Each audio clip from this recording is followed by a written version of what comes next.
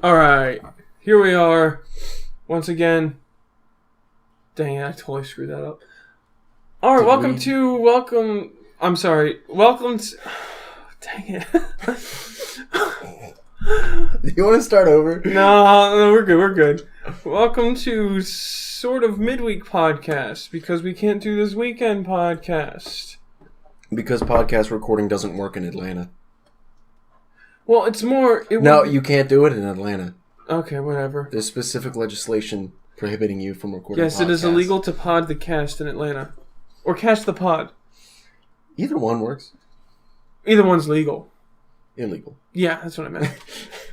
Man, you'd be arrested so fast. Oh, man, I'd be casting so many pods. So... Okay, we didn't come up with a list of stuff to talk about this time for some reason. You just kind of started recording. Well, the game's almost out. Yeah, the game is almost out. Unless you're in Germany. In which case it is out. If you're in Germany, the game is out.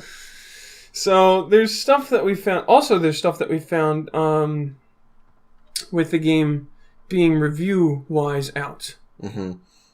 So, the last chance we have for 4 more characters is Day 1 patch, which looks like it's not happening. Or just potentially like Sun and Moon release. Like maybe those 4 characters are just Sun and Moon Pokemon. And they're like, hey, look guys, big tie-in. They did say that they weren't... I mean, I'm talking about planned characters. Anything beyond this would be unplanned characters. Because they did say that... but then you could also say if they're actually on the disc, they're not DLC. Also, companies say stuff like that all the time. I don't know. Harada's one of the people who's usually up... Harada's also kind of a troll. Yeah, well... Except he's the best kind of troll, so Harada can do what he wants. Rieger, stop doing that. We have a cat in here named Rieger, and he's ripping up my suitcase. Which I don't care about, because it gets ripped up normally all the time. Just the normal use. Alright, so that's all we're going to spend on characters. Alright, so... So speaking of characters... the entire game. We learned a little bit about Garchomp, thanks to Bodendorf, who has the game because he's lives in some filthy place. Yeah, it's like he lives in like Mars or something. That is willing to break street date. I guess the main point is that Garchomp's Dragon Claw transitions into Run if you hold the button down. Didn't we know that? I didn't know that. Oh wow. Sorry? I mean, I didn't know that. I kind of felt like Dragon Claw was better than just, I'm going to run at them and do a thing. So transitioning into Run stance potentially makes it a lot better on block, which basically means a lot of time in neutral you don't want to let Garchomp do anything. Garchomp's going to be an interesting character to see how he... Right now, what would you... Alright, I haven't... Obviously, since you were looking to main him, I have not looked into him nearly as much as the ones that I'm interested in, the long-range characters. What would you say about Garchomp? Like, how do you feel like he's going to play out from everything you're seeing? Well, if I'm going to liken him to another game, like other game That's play usually styles, useful. I would call him like a hybrid grappler. So, like Laura? Yeah, like Laura, like the grapplers that end up having less directly oppressive options at close range. Like, Zangief is terrifying to be right next to. Laura, still kind of terrifying, but it's not that bad. Not as bad as Zangief. We're talking about Street Fighter V Laura, by the way. Yeah. In case is there another fighting game character named Laura that matters? No. There's some hybrid grapplers in like other games, but I can't think of any. Bullet? Yeah, there's Bullet, but she's weird. Not Armika. Bullet, there's Armika's a little more mix-up than Grappler, even though she technically throws you. She'd be like a more aggressive grappler. Almost. Okay. But yeah, I would definitely classify Garchomp as more of a hybrid grappler, like leaning towards Rushdown, because he has a lot of options to get in. Like he has a lot of different ways to do it, and they all do cover different things. Like he can do it from the air, he can do it straight on the ground, he can do it from underground, and they all have their various counters to them. But Your opponent has to be able to figure out which one he's using to get in.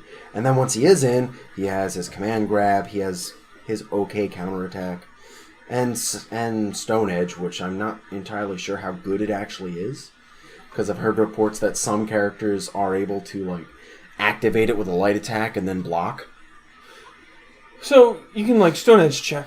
Yeah. Well, you can also do that to other characters with other characters similar options, like Chandelore's Overheat. You can also check. Yeah. And that's, stuff like that is fine, because an option like Stone Edge is a much more committal, more rewarding type of counterattack, because it's a command counterattack. And then, I guess his normal counterattack is technically kind of shitty, but it does the job. Yeah. Nobody's counterattack is, like, that bad that I can see. Everything's usable. Nothing's like, well, I guess you'll use this maybe. Every counterattack does the job of being a counterattack. It's just other ones, like, say, Machamp's is like, oh, it's also an anti-air, and this one's also, like, the majority of them are also combo starters. But I don't think Garchomp's actually starts a combo, even on critical. Alright, before we get to the other characters that I want to talk about, I want to go over... thanks to Millen, we somehow... Oh, it was Nintendo Everything he found out. We found out how to do land mode. Oh, yeah, I read this a little bit, and I was at work, so I, like, just skimmed it and then almost threw up. There's 3 options to do it. There's only one that's relevant, because the first 2 options involve having a dedicated router for every setup, it looks like. And that's not going to happen. And all of these also are, once you set it up, you're done. So we don't have to... You never really need to set it up again. So let me... Well, for the individual setup, if you unplug them and... I guess if you unplug them and plug them back in, then you could probably do it fine. But if you unplug them and go to a different setup, it probably won't be fine. Anyway, let me read, line by line, what Millen has put here. We're going by Route C if anybody else is looking at this post. Because that's the one that makes the most sense for actual competitions and friendlies. Alright, here we go. Step 1. Set up both we use to connect via wired connection. So you have them already plugged into each other through the LAN adapter and all that. And so you set it up in the internet section. When the test fails, cancel out but save the connection. Then, go into the settings for the connection and change the IP address to 192.168.000.001, or for second player, put 2 instead of 1 at the very end. Set the subnet mask to 255.255.255.000, and default gateway to 192.168.000.050.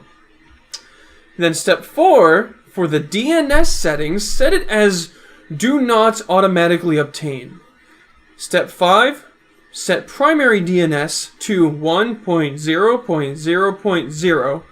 And then step 6, save the settings. And then after you've done all of that, you go into the game, and then to activate LAN battle in the game, you have to hold down L, R, and down on the title screen.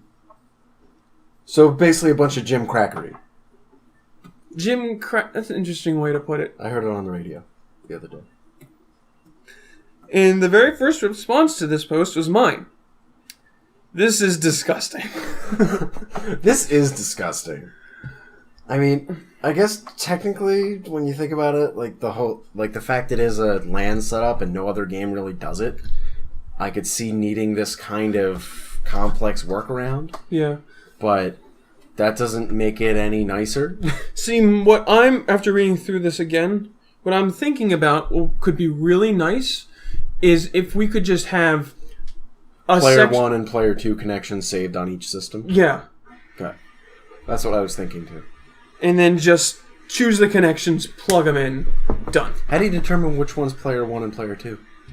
I mean, you just set one of them to be Player 1, one of them to be Player 2 by the IP address. There's nothing that's like, this one needs to be Player 1, this one needs... It's just This one's player 1, so set this to 1. This one's player 2, set this to 2. Okay. At least according to this, there's no need. Right. Okay. It's Oh, arbitrary which one is which. So that's that. Back to characters. Let's try to ignore that mess. Well, the only thing I do want to say about that is, why do you have to press that weird button combination at the title screen? Yeah. Why isn't it just an option somewhere in the menu? like for verses or something. Yeah, like land versus or something. It's like, it's not, that doesn't seem that hard, but whatever. At least they're giving us something. That's how I felt about this the entire time. Like, at least we have something. And if Smash is any indication with their CRTs, if people really want to play this game, that a small little hurdle like that is nothing. No, it's not a problem. People, I don't know how many times I've lugged a giant CRT around to play PM or Melee. It's the reason I'm as big as I am. No, it's not. No, it's not. All right. So yeah, that's that. Mm-hmm. Now I want to move over to, actually, I want to move over to tier lists. Okay. People have been mulling over this. So everybody's A tier, and God of War is G tier for God of War tier. I'm actually going to get to that. But first I I'm really going to just wanted to put her in God of War tier. All right. Well, she will kind of, but again, I'll get to that later. So, Lucario. I saw a lot of people have been, well, maybe not a lot, but a few people have been There's been some discussion about Lucario. afraid that Lucario's not as good as they thought. For one, the answer is probably yes. He's probably not as good as you thought. Because a lot of people in this community right now are coming from Smash. Or nothing at all. Yeah, mainly Smash from what I've seen. Yeah. The But- people that are coming from something. From what, the way Smash characters work, a lot of times, is they Yeah. have, like, one thing that they're really good at. Typically. And then everything else, they're like, I guess this exists if it exists at all in this character.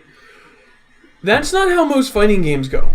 That is an outlier. Also, to point out another relevant point, is that in games like Smash, the low-tier characters are really bad. Yeah. Whereas being low-tier in other games isn't necessarily so bad. Yeah, low tier is It still depends viable. on the game. It's not like you're playing Pichu in Melee. It depends on whether top tier is like A tier or S tier, or quadruple S tier. Yeah. Like fucking Marvel 2. Isn't Kirby the bottom now in Melee? I haven't seen a relevant Melee tier list in like 2 years. I just know that Pichu was, but isn't anymore, which is kind of silly. It's because Pikachu's cute. I mean, Pichu. My brother mained Pichu back in the day. Anyway. Yeah. So don't worry if your character's lower, mid, or whatever. Yeah, the question is whether or not they're viable, not whether they're low tier or mid tier or high tier. Because in a lot of Smash, at least in Melee, not being top tier Is a problem. is unviable. Like, anybody below Ganondorf is unviable, and Ganondorf in Captain Falcon are even somewhat of a question mark at the higher levels. Mm-hmm. You typically never see characters like them winning majors anyway. So, yeah. Don't worry too much about your tier list. And also, Lucario specifically. He is as we put it, the Ryu. He's not so much that he's a Shoto, because he's not a Shoto. And he's sort of a Shoto. He has it's a stretch. He has a projectile. He technically has an uppercut, and he has a forward movement special. It's a bit of a stretch, because it's a different game. Yeah, I know, but that's technically how you define a Shoto. But anyway, he's like Ryu in that he has all of the options covered really well, but nothing's amazing. He has answers to a lot of different situations. And they're It's competent very- answers. Yeah, and they're competent answers. They're not like, I don't want to be in this situation. Yeah, in fact, Lucario is a character where your opponent doesn't want to be, that's where you want to be. Yeah. Lucario much more so adapts to his opponent and tries to play wherever his opponent is weakest. Like, simply, okay, Lucario's up against Machamp. He'll try to stay away from Machamp as much as possible. Not because he can't get in close, but because that's where Machamp is most dangerous, so he'll stay away from that area. And then contrast it with Chandelure, probably the keepest stoutest character we can find right now. Yeah, he just wants wants to go in and rush that face down. That lamp down. Actually, no, not lamp. Chandelier. Lamp, it's the other one. Yeah. But yeah, and characters like him in a quote-unquote well-designed game are always solidly mid-tier, right in the middle. In Smash games, they'd be high tier. Yeah, because of the way the tiers work. Yeah, because of how options work, and we went over that. But yeah, Lucario, solid mid. Mm-hmm. Perfectly viable, pretty much always going to work as long as you are a good player. That's the other thing. A character like Lucario will not do you any favors if you're not good. Like, he's not going to be able to carry you through specific matches. Like, a character like Machamp, if your defense is good enough, like, 2 solid reads, your opponent's dead. Yeah. It's not really a question. Whereas Lucario has to make he has to make a few more guesses, but he can, he's not going to just win. Lucario is a much more honest character. Not that Machamp is inherently dishonest. To clarify. I would think Gengar would be the most dishonest from what we've seen. Well, that's actually his playstyle. Yeah, Genk. But yeah, so just solid. The only time a character like Lucario makes his way higher in the tier list is if he just does too much damage. Yeah. Like Mitsurugi in Soul Calibur. Mm-hmm. Or Pat. Patroclus in Soul Calibur. Or Pyrrha. Well, Pat, I would argue, is closer to Rushdown. He was supposed to be more balanced. I feel like You think? he was supposed to be more Rushdown. Okay. Well, let's just keep it with Mitsurugi then. Yeah, Mitsurugi just does too much damage for what he is. Mm-hmm. That's why Mitsurugi is higher tier, like right below top tier in Soul Calibur. Mm-hmm. Actually, what's his name? LP, right? LP's the one in Chicago? LP and Hawkeye, yeah. Yeah. LP just came out with a new tier list for anybody who's interested in Soul Calibur. LP exists? Yeah, he talks every once in a while. Oh, okay. But anyway, piggybacking off of that, Pikachu, I feel like is the Ken. Especially we got yeah, Pikachu will probably end up higher in the tier list anyway. We got our hands on the demo recently. Yeah. As in we went to a GameStop and played it for 15 minutes. Yeah, between now and the last podcast, we got our hands on the demo. Pikachu definitely feels like a balanced character that's tweaked to be offense. A little more aggressive. Mm-hmm. He does it pretty well. He's got, especially for how big of a character he is, or how small I should say, he has some pretty big hitboxes. Yeah. Like, he has normal-sized hitboxes on a small character.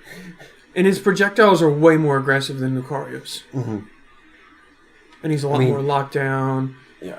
You can potentially get around and punish Pikachu's projectiles easier, but they're much more dangerous to be caught by. Right. I mean, that also ties into the more Ken style. Mm-hmm. If you get around it, then he gets hit really hard. As opposed to if you get around something Ryu does, he might not be as punishable. You might get a medium or low damage combo. If anything. Whereas Ken, spamming his dragon punches, you're going to get this giant crush counter combo. Mm-hmm. So yeah. And then I wanted to get into Gardevoir, because I know a lot of people... I cannot remember names right now. The one guy who's now a mod of the Gardevoir. Oh yeah, section. The guy with the Gardevoir avatar. I can't remember. Gardevoir I'm sorry. guy. I can't remember your name. Gardevoir. He was a little worried that she was going to be lower. I'm going to just say this. Gardevoir is two big things that are a quote-unquote problem in the early meta. She's a setup character, and she's a character with weak defenses. Yeah. So typically, especially in a game that's not fully fleshed out yet, and nobody really knows what the meta is going to do.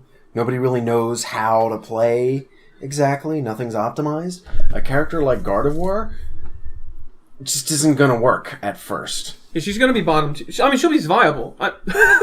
No, she's not. Excuse me. She's going to be viable. Not viable. You don't want to be viable. It's Soul Calibur thing. That's become just habit now. She will be viable. It's just that both setup characters are inherently lower tier in the beginning. Characters with weak defenses that don't have like outright aggression to make up for it are also usually a lower tier in the beginning. Those two combined in a single character is going to make her very low tier in the beginning. Both of those things take a long time to figure out. Gardevoir is a character that you want to pick up after you know how everybody else plays. Yeah. So, I caution everybody to not play Gardevoir on day one. I mean, play her enough so you don't get... learn the character, but, like, at first, try to dual main if you have to play Gardevoir. Or second Gardevoir.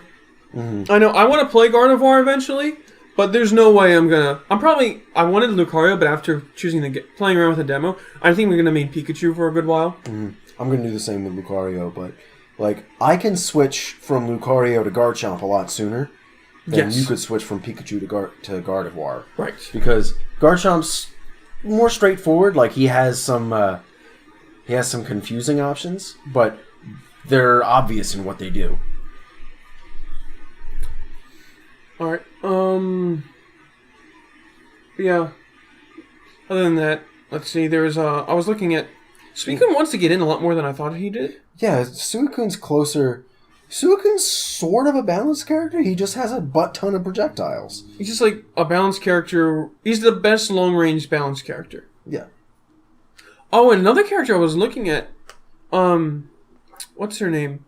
Bryson looks like she has some really good Keyboy options, more than I thought she would, after watching some people get their hands on her. Especially Fire Spin. It's just this big pillar of flame that is, just hangs out. It hangs out. You can't touch it because it's a pillar of flame, and it eats projectiles. Perfect. So that's going to be really interesting. Like, lots of strong anti-zoning on top of being able to zone herself. Oh, I want to, also, real quick, about Gengar. Gengar, if you look at one aspect of him, since he's also somewhat of a setup character, he would... With even weaker defenses. With even weaker defensive, you would think... If you just looked at that he would also be low. But the reason why Gengar would be so high in the beginning is because he has this one thing that is always super high in the early meta. And he has jank and lots of it. Yeah. You just do a thing and something happens and your opponent has to respond in a very specific way depending on what Gengar did. And he's like, what happened? He's just really ambiguous. He's got basically strange mix-ups. Gengar's the type of character that is mixing you up all the time, and if you don't know what he's doing, you're getting mixed up and you don't even know it. He's just going to run all over you. I can see, for people who aren't, people who are new to this game, which is everybody now. Yeah. I can see Gengar and Machamp running over, being the new, as we call them, the noob killers. Yeah. Like, Machamp mostly because when anybody starts out in a game, their defense is inherently going to be kind of weak, along with their neutral being kind of weak. So you both won't be able to keep Machamp out as effectively as you should, and then once he does get in, you're not going to be able to defend against him as effectively as you should. So he's basically just going to run at you and punch you in the face. And you don't want that. Anything else you would want to say about tiers? Really? Don't worry too much about them. Yeah, like, tiers are always kind of a guideline, especially when they're done right. And especially when they impact the game, I guess, in a softer way. Like, Smash tiers are always, in Smash games, they're always really important because the lower characters tend to be really, really unviable. Yeah. Whereas in a lot of other games, like, being low tier isn't really that bad. Like, a game like Under Night. The two or three low tier characters, you can still play them. I don't know about Akatsuki. He's bottom tier. That's different. Like, yeah, I could play Hilda in Under Night. Yeah. I wanted Hilda to be so good. Maybe she'll be good in latest. I don't know. Maybe. I don't know what that update's supposed to be. Well, now I'm into Pokken, so. But anyway, alright. So, this was a topic of discussion for a while.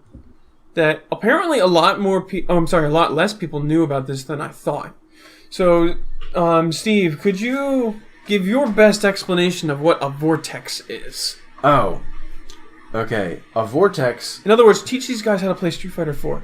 Okay.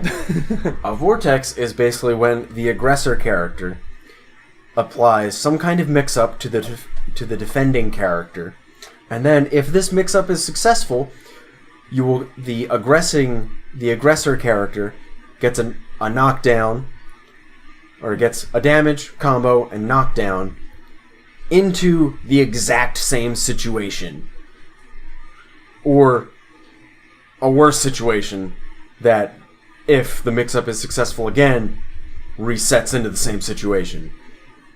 Over and over and over again until the defending character either runs out of health or guesses correctly and gets out of the vortex. Yeah, vortexes are scary. Yes. And they are becoming less and less common because of how scary they are. Mm-hmm. They're seen in the same light as, like, infinites.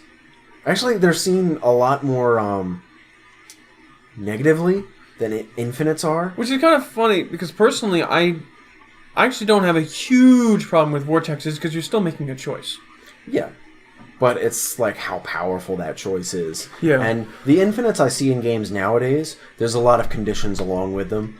Like Gengar's old infinite? Yeah. Like, with Gengar's infinite, I mean, he can still technically do it, I think. No.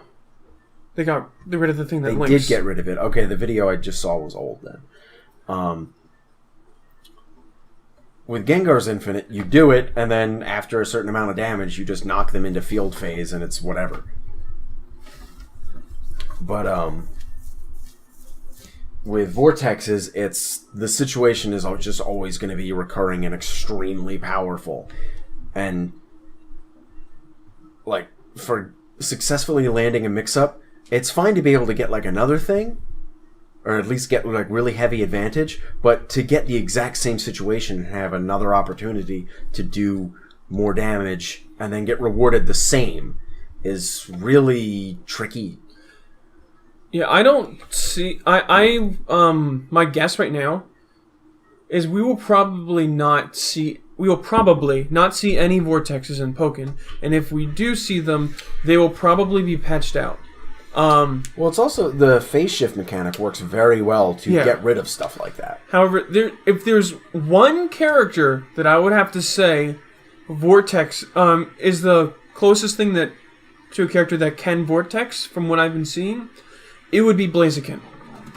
Yeah. Because Blaziken has those big hits that he has those big hits that knock down but don't necessarily phase shift but do big damage. Mm-hmm. And you could possibly get into that knockdown vortex situation with Blaziken. Yeah, like Blaziken sort of does it. Like he'll do a combo and get a knockdown into more pressure, but I mean, not even just a combo. Sometimes he just has a single because of how he has those really moves with really advantageous moves with a lot of damage because he uses his own life. Those recoil moves, as we call them. You just hit with them once, and then they're knocked down. Mm-hmm. And then you could possibly go right back in the same situation. Yeah. But I'm not sure if I would call it the same situation as just an advantageous situation. Right, which is why it probably doesn't exist, but I can see if it existed on anybody, it would be on Blaziken. Yeah. Or maybe a burst mode character. But in that case, it's not as bad because it's only during burst mode. Yeah, and that's going to run out. That's vortexes. Yeah, so the third situations are different. Oh yeah, we got into a thing with halves and thirds and nths. If you want to read the write-up that I did, it's on the general competitive group. It's forum. Yeah, it's almost written up in a more complex manner than it really has to be. I write it that way because I want it to be... That most truthfully represents all the information. Yeah, and also, I personally was thinking about refining this and possibly presenting it to some people at my college, my university, because I actually work on computer science and game theory for my degree that I'm working on. And Yes. so, if I can really formally write that up and then show it to, like, a professor, or I could, like, make it a senior project or something, maybe. Good stuff. Or it might go nowhere. Yeah, it could go nowhere. Lots of stuff goes nowhere. Yeah. More things than not go nowhere. But anyway, it's really esoteric, but if you are into that kind of thing, it covers all the options. Mm-hmm. Which, to sum it up, it's basically, it seems really obvious when you... Yes, definitely. When you talk about it in the simplest manner. It's... All of game theory seems really obvious once someone explains it to you. Yeah. Like the entire field. Mm-hmm. And it's basically because of the way the attack triangle is set up. Anytime that you are in a, quote, mix-up situation, the aggressor has 3 options, and the defender technically has 3 options.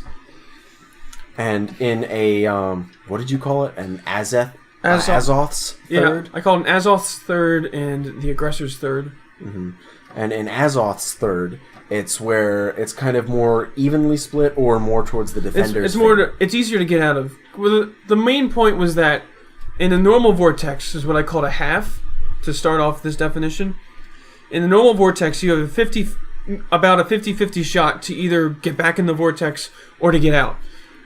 In the 3-option situation, the third situation... Well, this isn't technically a vortex, because we are talking about Pokken. Well, we were talking... This came up in... It specifically comes up in vortexes, but it doesn't have to... Vortexes aren't inherently part of this. I just want to make that kind of clear. Alright. But yeah, in Azoth's third, the defender has a 67%... We're using rough numbers. I'm not going to use this repeating decimals. 67% chance of getting out, and the aggressor has a 33% chance of continuing the... or of getting what they want. Yeah. Whereas the aggressor's third, it's opposite. So the aggressor has a 67% chance of getting what they want, and the defender has a 33% chance of getting what they want. So basically, it's either a lot worse or a lot better than your standard vortex. Yeah. And that's like Azoth's third, or the aggressor's third, is in situations where the aggressor is at like heavy advantage. So the defender has to rely on the attack triangle to get them out of the situation. That's the only way to play into it and successfully get out. I can't really think of any situations where Azoth's or the aggressor's third really applies in Pokken. Yeah. I mean, it would basically be a situation where the aggressor is at big advantage, such that if the aggressor and the defender both chose attack, like they're both their fastest attacks that are the same speed, the aggressors will win. So the only way for the defender to get out is to do a counterattack in that situation. And if they both counterattack, the aggressor wins, and if they both throw, the aggressor wins. Yeah. So it's that if the defender picks the same option or the losing option, whereas like if the aggressor picks attack and the defender picks throw, then the defender loses in that situation. So if they both pick the same, or if the defender picks the losing option, the defender loses. Of course, this is sort of discounting the fact that the defender could just block. They could like try to move and jump out of the way. Block loses to throw, but it doesn't beat attack and it doesn't beat counterattack. Well, it does beat attack in the sense that it gets out of the situation. Now the defender's at That's true, it does get out of the situation. Yeah, the defender's at advantage there. But, like, relating the attack triangle is the simplest way I can present the idea. Also, in that sense, counterattack and block are kind of the same thing. Yeah. They both beat attack. They both lose to throw. Mm-hmm. But anyway, what was I going to go over next? Then there's jump that doesn't beat, like, anything. It beats certain counterattacks. Yeah, certain ones. And certain throws. So I thought Mewtwo's burst was a throw. His super. It sort of is. Someone blocked it. It's unblockable. I saw someone block it. Like, saw. Mewtwo, not Shadow. Normal Mewtwo. Maybe it got patched. Oh yeah, there were There was a patch where Mewtwo lost health. Yeah, that was silly. So maybe they decided to take away Mewtwo's unblockable. All right. And then the last thing I wanted to go over, I was reading this. I think it was LP again who shared it. Something that we know, but a lot of people who are new to this stuff might not. A lot of people in casuals want to win. Yeah. But that's usually not the best idea. You want to use casuals, or friendlies, or whatever you want to call them. Don't use them as like, yeah, beat this other person, unless... even then. But anyway, I don't want to get into that. Unless you're like specifically trying to gauge how well something works, or like how well... Like, if you're just trying to win in that case, the only relevant thing you're trying to find out is how you currently stack up with your exact current mentality, knowledge, and technical ability. But yeah, when you do a casual, don't ever go in just trying to win. Always go in trying to learn something, or trying to get in a certain mindset. Like, you can use casuals for warm-ups. Mm-hmm. Warm-ups are always good. You can use casuals for a kind of labbing. Mm-hmm. You can use casuals to scout out another player. Mm-hmm. In which case you will pull your punches a little bit. I think those are the only three main situations. Yeah. But the labbing part is probably the most important. Mm-hmm. There's one thing to try stuff out in the training mode, and it's another thing to try stuff out try strategies out against actual people. Especially if you're at a tournament, most of the time, you're going to be playing against someone you don't ever really get an opportunity to play against, particularly in an offline setting, which is the truest setting there is. Yeah, online, no. Online is not standard. I mean, online's fine for practice. Yeah. And if you want to subject yourself to an online tournament, be my guest. Yeah, but if you ever win an online tournament, you should always state that you won an online tournament. Yeah. Definitely. Because it does not carry the same weight. And the last note I want to bring out is don't try to hide tech from people. That sounds it sounds like a great idea. It's like, oh, they'll never know how to deal with this. But there's two major things that can happen, and I have a perfect example of both of them. And I don't want to beat on these people too much where this happened to, so I don't want to name them. Alright, but the first example was a few years back. This one person was playing with us in friendlies, and then kind of in Soul Calibur, and stopped playing for a while. And they were talking about they had the secret weapon. And then they came and finally used their quote-unquote secret weapon. And their secret weapon was Raphael. The lowest viable character in the game. And none of their tech was any good. Like, it just lost. Because they never got a chance to test it against people. So it just lost. Yeah. That's the one issue you can run into. Your secret tech is actually not good. And you just don't see it. And even the best of the best, this can happen to. Yeah. Which brings me to the second example. This did happen to the best of the best. With this other one. This one person was playing Soul Calibur. This one's very recent. This is Winter Brawl. Okay. They were playing Viola. And they had this Viola tech that they wanted. New Viola tech, which is surprising. Because the game's a big deal, because the game's old. Almost 4 years. Coming on 4 years. That's really old. They're like, oh, you have this new Viola tech. And it's like, okay. And then I saw it, and I'm like, this is really good. This was like this great Viola reset and the nastiness. And if people didn't know about it, they were going to get destroyed if they got hit by this. The problem was, this person was so obsessed with the new Viola tech that when they went to play, and like when they went to the normal neutral, they just got beat. Yeah. Player's focus was in the wrong area. He was focusing entirely on his shiny new toy. Yeah, and then he just lost in the most basic neutral against a character he shouldn't have lost to. Yeah. He lost to Siegfried. Mm-hmm. Which is much lower, like barely above Raphael. Yeah, barely. Whereas Viola's the best character in the game. By far. Well, except for maybe there's still arguments whether or not Alpha Pat's actually better if you played optimally. Well, Viola's like the best character by a Whale Lord. By a Whale Lord. So yeah, don't hide tech. Also, if you hide tech and you keep hiding tech, people are going to know you're hiding tech and they're not going to work with you. Yeah, there's that. And yeah, it's the simple fact that if you hide tech, basically if you find something new and you present it to the community and you try to use it, you tell people what it is, you get it out there so that people can figure out both exactly how it works and how to beat it.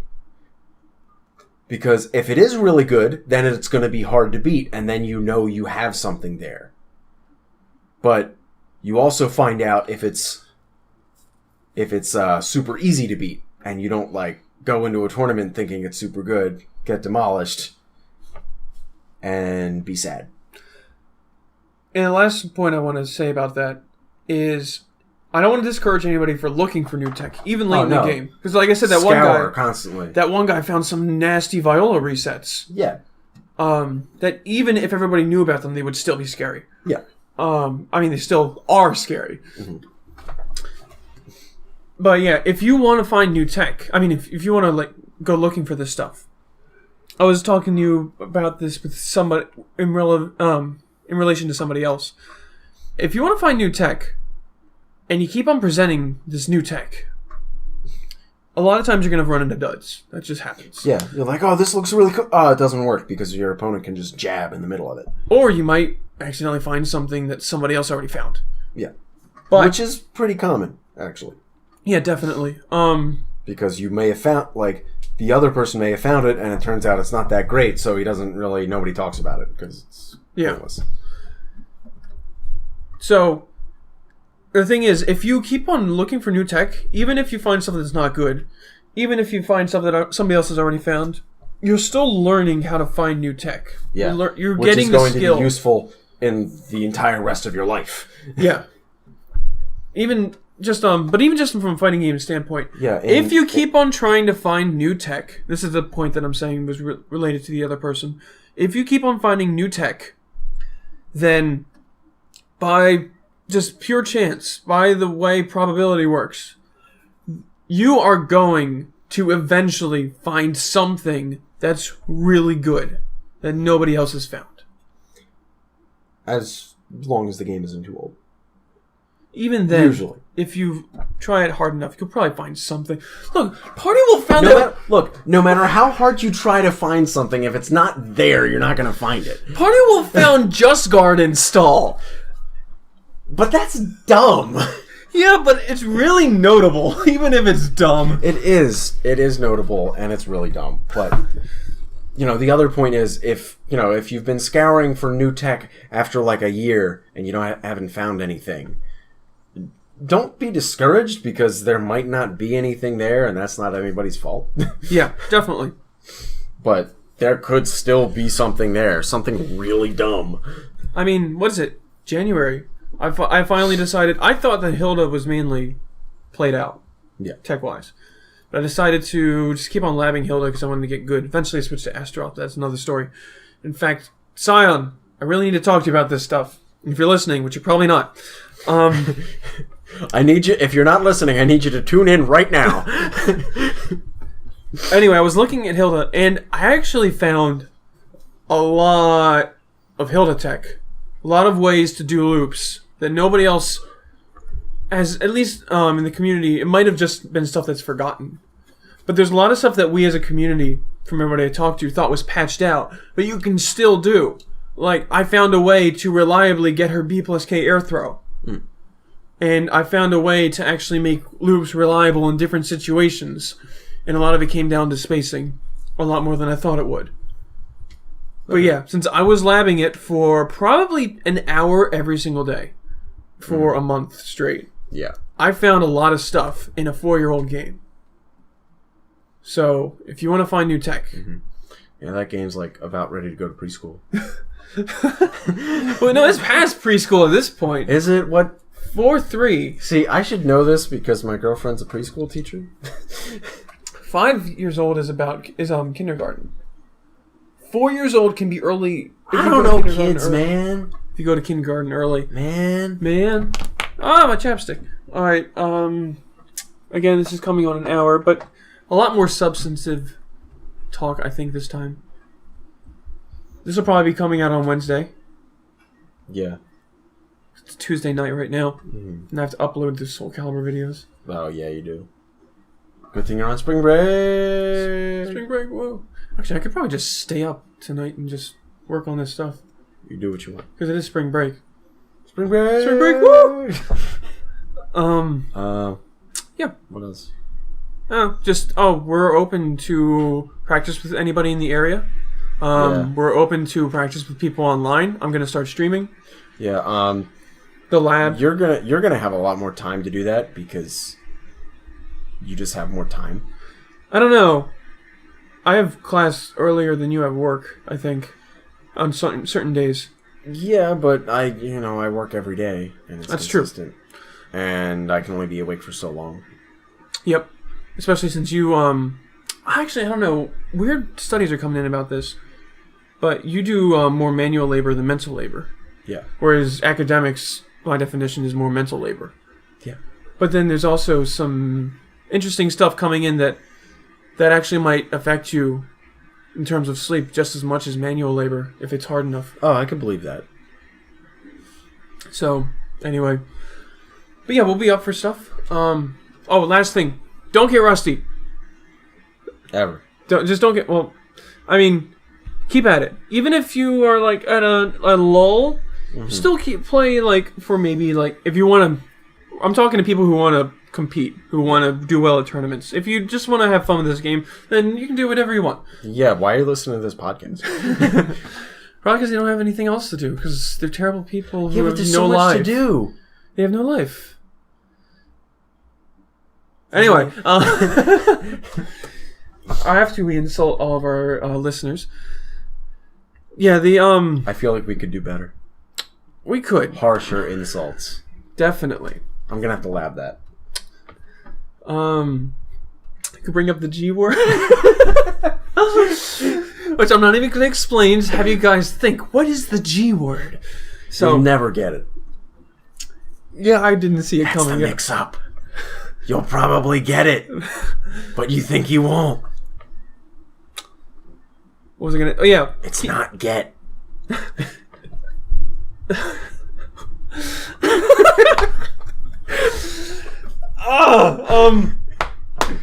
Thing I want to say. Okay, so keep practicing. Keep practicing, yeah. Don't, because for me, I wanted to not retire Soul Calibur until after this weekend. But I didn't really practice at all, and then I went up against this one guy in our area who's, I'm sorry, the assassin, but you're not good, and he beat me in a first of 10. Yeah. Mainly because I'm rusty. Yeah, you shouldn't have lost that. I should not have lost, and that's my own fault for not practicing. Mm-hmm. And then, like, frequently, even if you're a good player, you'll fall into ruts where you just don't do well for a tournament, or even several tournaments, if you go to them, often enough. You might want to take a break every once in a while. Mm-hmm. And, again, this is personal, however long your break needs to be. But I really do not recommend more than 2 weeks. Yeah. Because then you actually start to completely lose it. And you have to relearn stuff instead of just getting back into it. Alright, so I think this is officially longer than our last one. And this is supposed to be a short, quick one. But, again, more substantive stuff this time, I think, so that's nice. Mm-hmm. Oh no, the mouse is off again. Alright, so that's it. Still haven't found that overlay thing done yet, but, yeah. Stuff. Yep. Okay. Well, we'll be in Atlanta this weekend. We'll try to get some footage, right? Yeah. Yeah, we have enough SD cards to do that because we'll be doing it separately from Soul Calibur. Yeah. Hopefully our LGPs are working. Yeah, like 2 of them keep taking a dump. But anyway, we'll see what happens. We still don't know what's up with Pokken in Atlanta. Yeah, it's some mystery thing. So we'll find out. See you guys. Bye. Later. Ah, wrong button.